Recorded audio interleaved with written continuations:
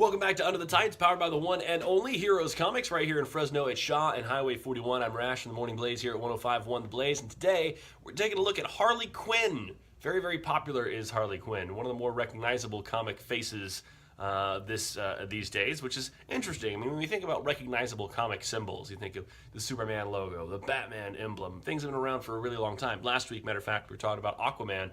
Even Aquaman's been around since the 1940s. So, usually when you're that recognizable, it's because you've been around a while. Harley's only been around since 1992. She was introduced during the Batman the Animated Series cartoon on Fox, which, by the way, is the coolest.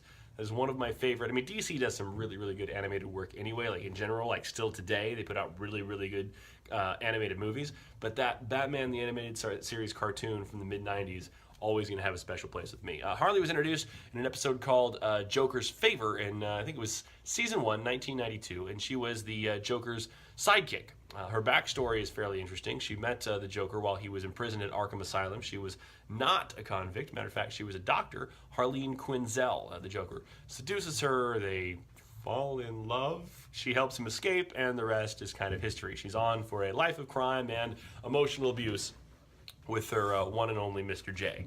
Harley is a extremely, extremely popular character, and I think the reasons for that are twofold. I say this a lot about comic characters that resonate with people. You got to be relatable, and although she is certifiably insane, there's no doubt about that. I think that the fact that her driving force is just wanting to be accepted, I think that's what makes a lot of people, connect with her. Like I said, she's crazy and does some horrific things while working alongside the Joker. But I think that constant need for approval by him, I think, is something that a lot of people can relate to. She's not all bad. She's got a heart in there somewhere, although it is twisted up. There have been quite a few team-ups over the years since she's kind of progressed as a more mainstay character. Obviously, she was part of the Suicide Squad, of course, the big movie that came out a few years ago. A lot of people, saw that and kind of figured out who the character was. But she's done all kinds of team-ups before that. She's teamed up with villains like Poison Ivy and Catwoman.